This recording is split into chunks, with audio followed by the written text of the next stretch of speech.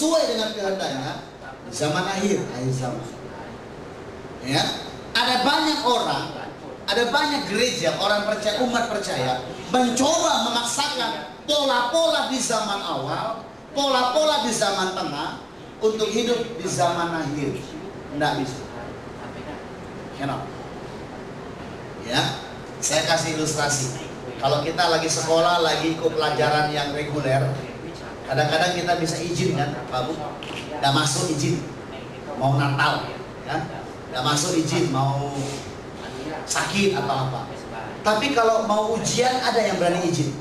Pak izin Pak, saya tidak masuk dari ujian, mau sakit atau apa gitu. Dan semua orang mesti hadir di masa ujian dan ikut dengan pola yang ada. Ya, pola izin-izin itu mungkin berlaku di masa-masa awal kita belajar program reguler. Tapi waktu mau divertesis, mau sidang, masa pas mau sidang besok kita SMS ke dosen, sorry Pak, besok saya nggak datang di sidang, saya lagi sakit. Bisa begitu? Bisa runyam Pak? Nggak bisa. Jadi pola-pola yang di zaman awal itu sangat tidak bisa dilakukan di zaman akhir. Karena itu gereja Tuhan harus belajar Matius 6 ayat 10. Datanglah kerajaanmu, jadilah kehendakmu di bumi seperti di surga. Kita perlu belajar mengerti kehendak Tuhan di zaman akhir. Ada banyak orang waktu bicara tentang akhir zaman, mereka pikir begini, bagaimana ya kiamat ya?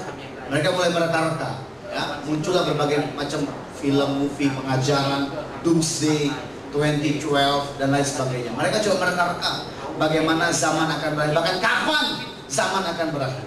Mengerikan sekali ya. Padahal kita katakan, ya, tidak ada yang tahu, nobody knows. Karena itu rahasia Bapa. Saya mau tanya, ada yang pernah tahu bagaimana terjadinya mula-mula kehidupan kita? Tidak ada Pak. Ya. Sampai hari ini para peneliti sedang menyelidiki bagaimana tiba-tiba terjadi embrio kehidupan. Mereka nggak menemukan. Tidak ada yang tahu. Musa hanya menggambarkan sebagai proses penciptaan. Detailnya Musa nggak tahu. Karena kenapa? Karena tidak ada siapapun yang pernah hadir waktu Tuhan menciptakan, memulai kehidupan, menciptakan awal kehidupan. Nah saya mau tanya, kalau Tuhan aja nggak pernah kasih describe dengan detail kapan dia mulai tanggal berapa, apakah kita ngotot mau tahu tanggal berapa kita kiamat? Tidak bisa. Oke? Jadi akhir zaman itu jangan dikonotasikan, wah besok mau kiamat, langit runtuh. Bukan begitu. Akhir zaman lebih kepada penekanan bahwa hari-hari yang kita hidupi ini berbeda dengan hari-hari yang sebelumnya. Yang mengerti boleh katakan amin. Katakan amin. Di jemaat BSI Bangkok kalau bicara akhir zaman jangan lagi mikirnya kiamat. Oke? Tapi mengerti bahwa ada sesuatu yang unik. Saya katakan sesuatu yang unik, sesuatu yang khas yang sedang terjadi hari-hari ini yang belum pernah terjadi di masa-masa sebelumnya. Mungkin pernah dinubuatkan dulu, disampaikan lewat nubuatan kepada orang percaya, ya. Tapi itu belum terjadi. Kapan terjadinya? Terjadinya di akhir zaman. Waktu Yesus mau lahir, di zaman awal sudah disampaikan lewat nubuatan. Contohnya Yesaya menyampaikan, Mika menyampaikan. Mika bilang, Bethlehem sekali-kali engkau tidak menjadi yang terkecil, tapi engkau akan di sana akan lahir penebus. Yesaya menubuatkan, ya, namanya penasehat ajaib, Bapa yang perkasa, Allah yang kekal, Raja damai. Ini ya, kita punya spanduk ini. Yesaya menubuatkan. Bapak Ibu tahu berapa ratus kemudian itu baru tergenapi. Ya, nah kejadian yang dialami di zaman awal itu sangat berbeda di zaman tengah. Tapi dengar baik-baik. Setiap kali Tuhan Yesus mencoba membuka mata rohani angkatan demi angkatan kehidupan, dia pasti bilang belajar dari sejarah, belajar dari kekalahan, kegagalan umat manusia yang lalu, supaya kita bisa hidup benar di masa sekarang kita hidup. Makanya Alkitab ini banyak sejarah, Pak. So many his story in this book. Sejarah bagaimana dia menuntun kehidupan, sejarah bagaimana dia melatih umatnya, sejarah bagaimana dia memenangkan peperangan bagi umatnya, sejarah bagaimana dia bikin mujizat bagi gerejanya, sejarah bagaimana dia membela kehidupan dan lain sebagainya. Tapi dengar baik-baik, pelajaran itu dimaksudkan kepada kita supaya kita di zaman akhir ini, di hari ini hidup seperti apa yang dia mau. Oke? Nah, ini terminologi akhir zaman. Saya berdoa supaya Bapak Ibu mulai rubah pola pikirnya. Jadi kalau bilang akhir zaman, jangan cuma konotasinya kiamat. Alkitab mencatat di zaman akhir ini, di akhir zaman ini ada banyak kejadian. Bukan cuma second coming, kedatangan kedua kali. Bukan cuma penuaian jiwa beribu-ribu laksa, pertobatan. Bukan cuma tadi apa lagi ya?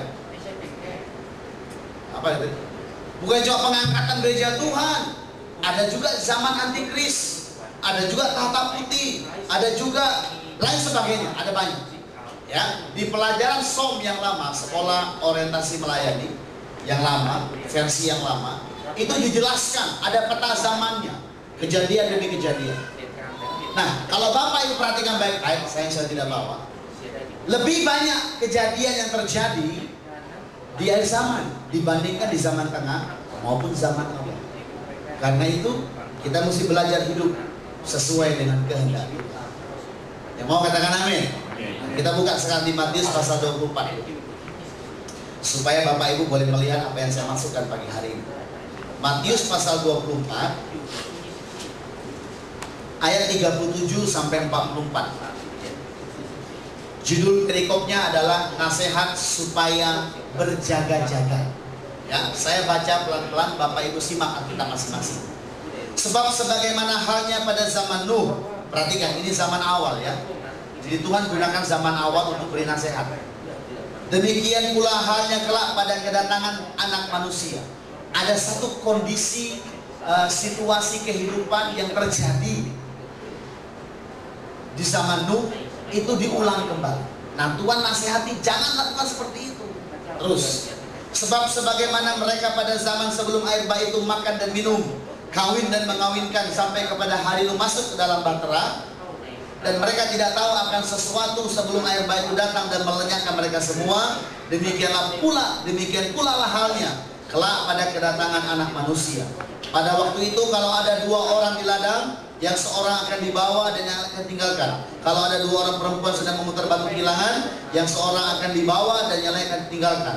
Karena itu berjaga-jagalah, sebab kamu tidak tahu pada hari mana Tuhanmu datang. Tetapi ketahuilah ini, jika tuan rumah tahu pada waktu mana pada malam hari pencuri datang, sudahlah pasti ia berjaga-jaga dan tidak akan membiarkan rumahnya dibongkar. Sebab itu hendaklah kamu juga siap sedia, karena Anak Manusia datang pada saat yang tidak kamu.